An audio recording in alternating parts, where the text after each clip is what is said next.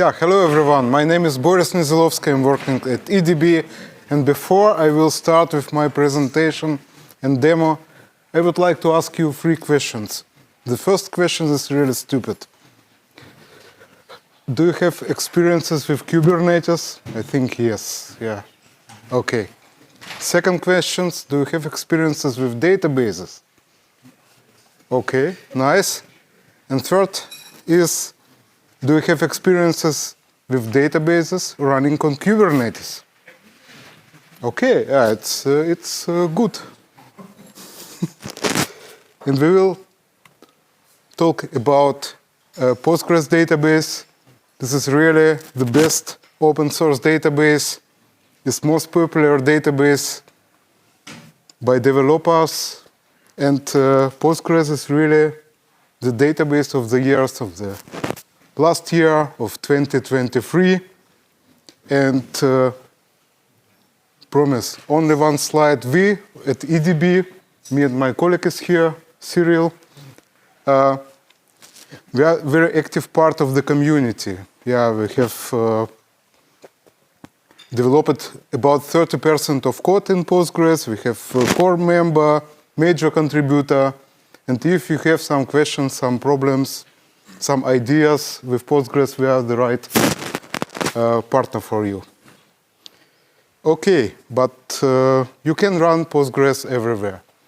VMs, bare metal, on-premises, in the cloud, in hybrid, but also in Kubernetes. And we at EDB, we created our operator, Cloud Native PG. And the operator is really open source. And this is the first operator is completely declarative. It means it's written in Go language.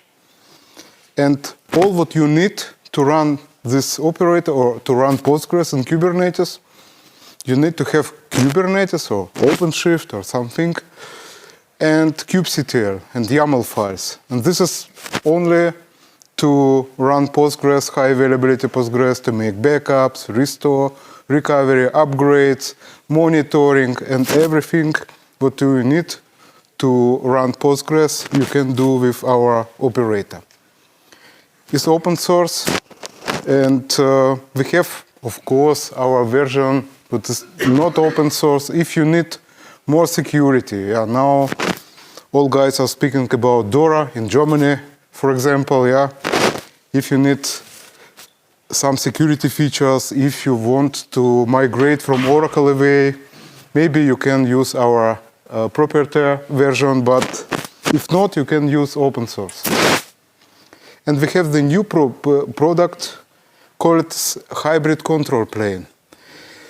If you have the Kubernetes, the monitoring, yeah, you can create several Grafana dashboards, Prometheus, but you will see only one cluster. And with hybrid control plane, we created the platform to monitor and maintain several databases. For example, in Kubernetes, in public clouds, yeah, from AWS, RDS, or from Azure, your premises databases. You can maintain, monitor it from one place.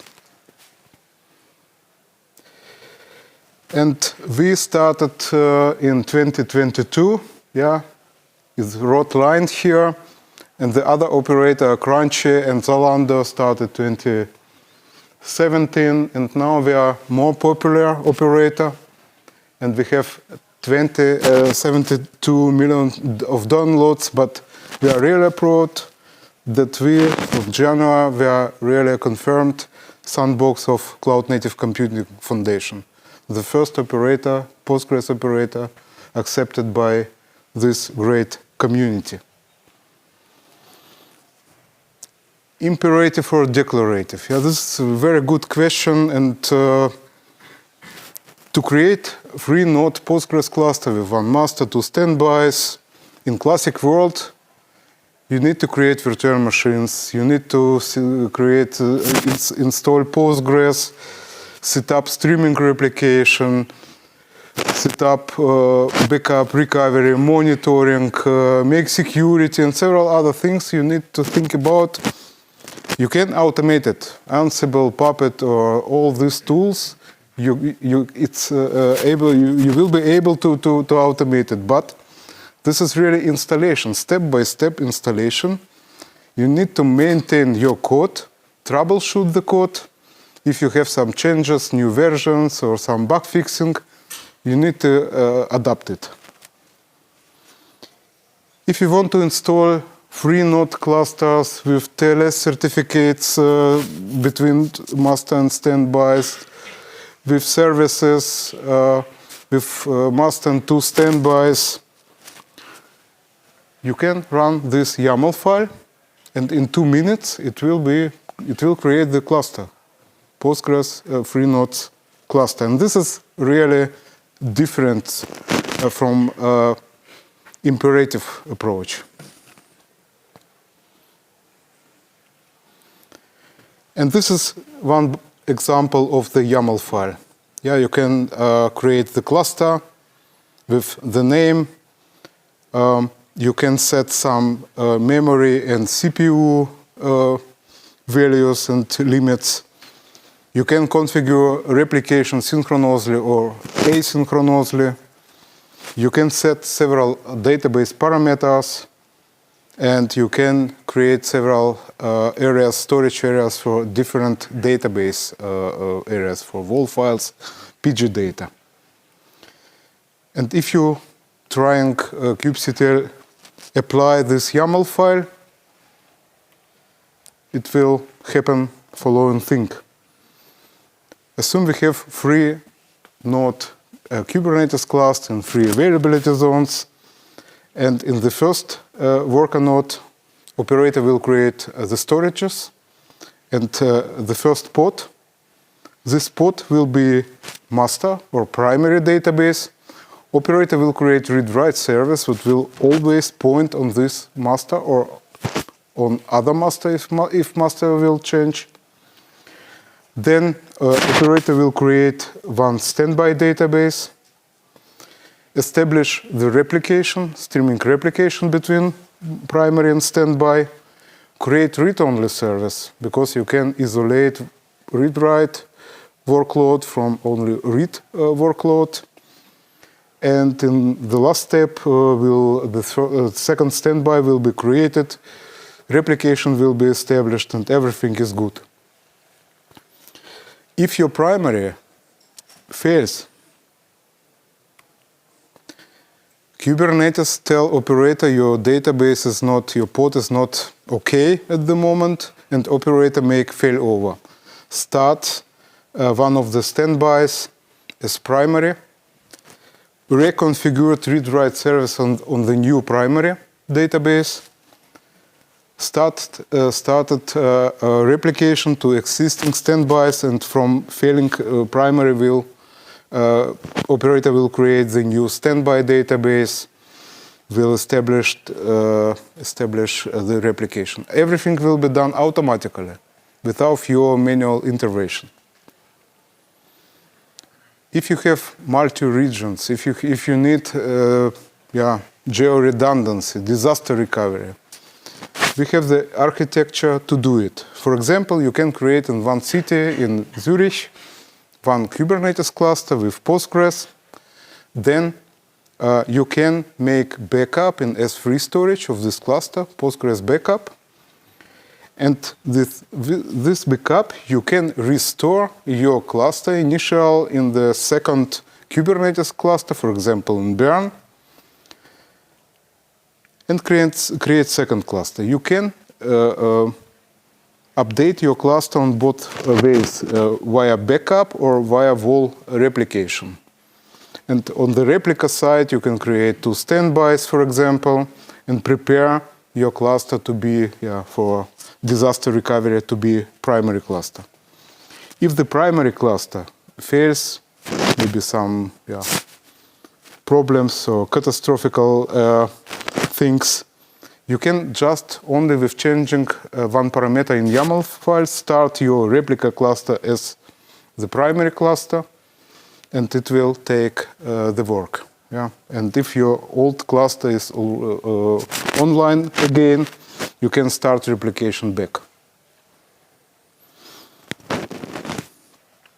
If you need more security, advanced security, for example, extended auditing or database firewall, data reduction, code protection for your code, or transparent data encryption. Encryption on the database level, you can use our proprietary operator, but if you don't need, use open source. Okay, we will go through some capabilities, and I will start with storage. We are not using stateful sets, because stateful sets for stateful application is standard in Postgres. We are not using this. We directly support PVCs, persistent volume claims. And you are able to create several storage classes via storage templates for different database areas. For example, for PG data, one storage class. For vol files, maybe you need to have quick storage, NVMe.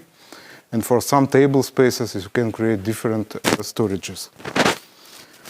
We are supporting local storage directly attached to worker nodes, but also the network storage. You have the choice and you have control and flexibility. You can configure in YAML file affinity, anti-affinity rules, node selectors, to be sure that your several primary and standbys are located not on the one physical hardware. You can create database in several ways. For example, the default ways is IndyDB. It will start the new cluster for you, but you can migrate your cluster from other Kubernetes cluster or not Kubernetes installation with pgdump, pgrestore, and this everything is completely integrated in the YAML syntax. You don't need to use tools. Or you can create cluster from backup.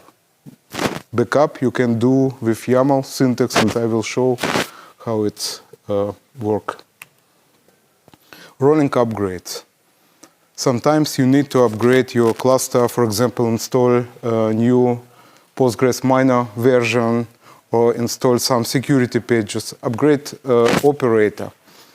And we introduced rolling upgrades, and in rolling upgrades, the standbys will be patched at first.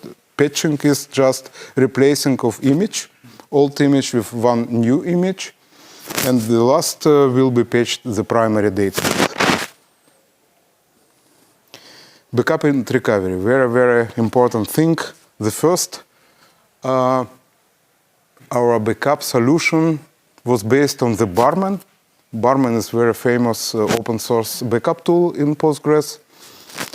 And you are able to back up your database on S3 storage and to make restore out of the place, you need to create the new cluster, and you can restore, make full restore or point-in-time recovery to some particular time. But the big problem of this solution is writing very large databases backups on the S3 storage. It's okay, but restore can take time. And we have some customer who have 10 terabyte database in Kubernetes, saved backups on S3 and have to restore it, and it took about 2 days, and he breached SLAs, for example. It was not very good. For very large databases, we introduced the second concept, making backup with Kubernetes volume snapshots. And with snapshots, we can make incremental backups, differential backups, and we can create very quick the databases in different regions from this backup, for example. And this is really a good, very good solution for very large databases.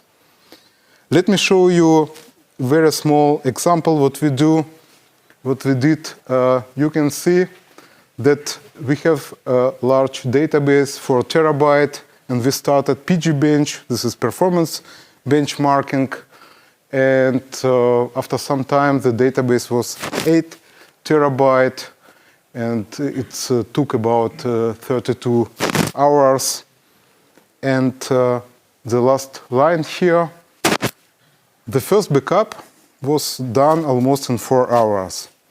The second, the delta backup, in 2 hours, but full recovery time was 2 minutes because we took just a snapshot, we played snapshot back, we applied the WAL files, and in 2 minutes was the 8 terabyte database completely recovered.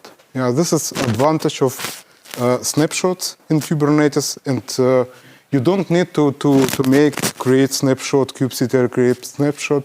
Everything is implemented in YAML syntax and completely supported by operator. Okay, we have not enough time. I will show it. We have native Prometheus exporter with about 200 metrics about the whole Postgres stack and high availability. We have as well CNPG plugin. Plugin is extension for kubectl, and you can make with plugin, you can show the status of Postgres, you can take backup, you can stop the Postgres process on the pod, you can pause the cluster, issue TLS certificates, and so on, several things. Run PGBench, for example, benchmarking, flexible I/O, FIO, to test your storage, yeah, and several things you can make with this plugin. And sometimes you need some connection pool management, yeah, but because in Postgres, each session will start operating system process, and if you have, for example, 200 parallel sessions, yeah, you need to handle it. And we have PG bouncer operator, and you can just handle it with YAML file, create PG bouncer level, and then, yeah, you will have, handling of your connections. You don't need to believe me, yeah, because, okay, yeah, these guys from EDB can tell everything, but let me show you it in the action. Oh, it's very small. I need to make it a little bit bigger. Can you see it? Okay. Okay, I have my Kubernetes cluster running on my laptop, and you can see that I have already Prometheus and Grafana running. And to create the operator, I need to install plugin. I told already about this is extension for kubectl. And the second step is install the operator. Operator is just deployment. And we need just, kubectl apply manifest file. You can install it with Helm and several other things. And operator is now installed. We can check it. You can see it's not ready at the moment, but it will be ready in some seconds. Now to create the cluster, we need to create the YAML file. And I created already for you the YAML file, very easy YAML file. And as you can see, I will create the free node cluster with one primary, 2 standbys in the version of Postgres 16.3. I will create the database, one standby will be replicated synchronously, and I will enable the monitoring. Okay, we can try several other things with parameter, with secrets, with user, but it's okay for me. And now I will just install my cluster.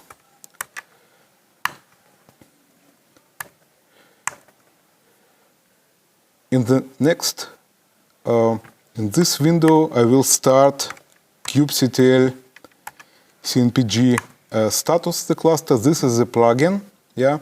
And we will see what is happening by cluster installation. By events, you will see that the most time will be downloading of this image. And the first cluster node primary is already there. The second will be started now. You can see that current write that the cluster will be created. Second node will be joined to the cluster. I need to make it a little bit more. And the replication between primary and the first standby is already established. Yeah, we can see here we have some lag. Okay, and now the second standby is available. You can see 2 minutes, 3-node cluster with 2 services, read-write, read-only, with TLS certificates for the client connection and for the connection between primary and standbys. Everything is there. Okay. Cluster is created, and now I need, I think, if I will make it, can you see it? Okay, good, because the next, what I would like to show you, I will at first create table test with 1000 rows, and this will be very, very good for show you backup and recovery. And now we will check the monitoring. As I already said, we have Prometheus exporter, and I will create the Prometheus rules in my cluster. It's just one kubectl apply command, and I will start port forwarding because I don't have here DNS or a DNS from the guys on my laptop, unfortunately. And now we are able to go to the Prometheus and let's check what we can see.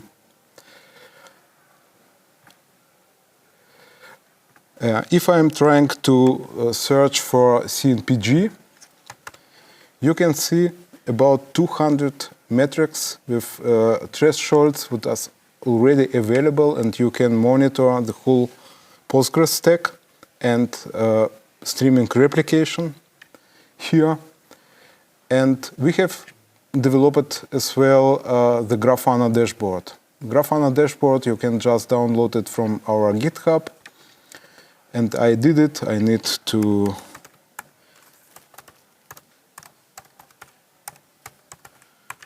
okay, now I am in Grafana. I downloaded already a Grafana dashboard, and I can just install it here. I will make import. I have it in my downloads, I think. Exactly. And I hope it will work now. Yes. I need to set my Prometheus as the data sort import. And now we have the monitoring. Yeah, you can use it. You can have your own Grafana dashboard. You can take it and change something, but you will have here in this section the global information about your clusters. Here you can see information about your free nodes. Your configuration is there. You can see CPU usage, and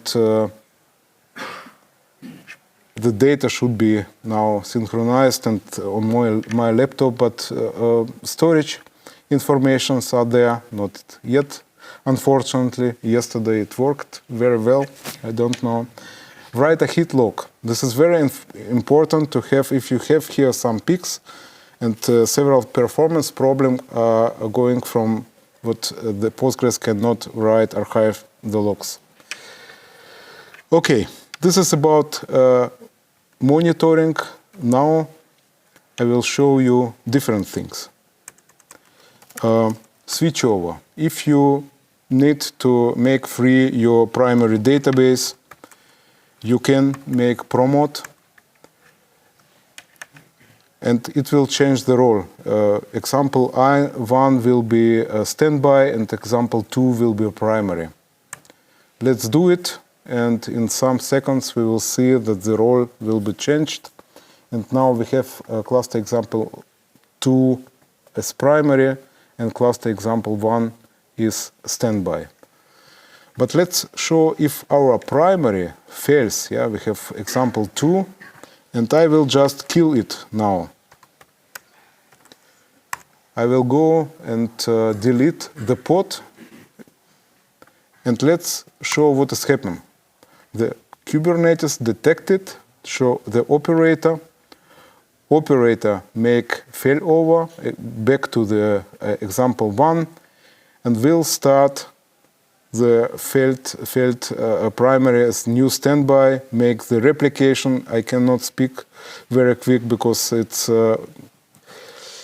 working operator with Kubernetes is very quick, and you can see we killed primary database. Now operator with Kubernetes dealt with this. Backup and recovery or upgrade. Yeah, as you can see, we have Postgres in the version 16.3, and I created a new YAML file, cluster example upgrade, and as you can see here, I will upgrade my cluster from 16.3 to 16.4, and I added to my cluster description how to access my min.io server. I have here min.io server, I can show it. We have no buckets at the moment. And now if I will try run this script, the new YAML file, the operator will make the rolling upgrade. It will start with standby, will replace the image with the new one, with the 16.4. Then the second standby will be upgraded, and at the end, the primary database will be upgraded. You can define, I am running my cluster in unsupervised mode. It means the upgrade will be done immediately, but you can run it in supervised and define the time where you can start your VMs or your containers. Okay, yeah, now as you can see, we have, we can see maybe what has happened with events. Okay, now it will be upgrading the cluster example 1, our new primary. And you can see now that we have here backup section. It means all WAL files will be archived to our S3 storage. And let's see it here. I will just refresh, and we can see that operator creates directory CNP, our cluster, and the backups of WAL files will be automatically archived to our S3 storage. You can add some compress parameters and make compression as well of the backups. I didn't do it, but yeah, okay. We have now backup of WAL files of the transaction of Postgres database, but we need to have the full backups of the database. Yeah, and to do it, we can just create the YAML file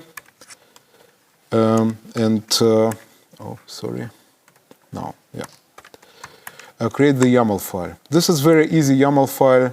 I need to have the name of my backup and provide a name of the cluster to be backed up. You can make backup from the primary or standby. If you do it, it will start a backup, and with describe command you can see that backup was started and completed. We have very small database, and now if I refreshing, we have the base directory in our S3 bucket, and now we have the full backup. You can add the row with cron tab, for example. Yeah, you can say, okay, I would like to back up my database each night at 1 a.m. or something. You can do it. And now we have a backup of the WAL files and full backup of the database. To restore our backup, we have to run out of the place restore. We need to create the new cluster. and we need to have some YAML file. In this YAML file, I will create cluster restore with only one instance because of lack of time. Use please backup, our backup test, which we already created. And it will create the new pod, new cluster. And you will see, I will take it just so.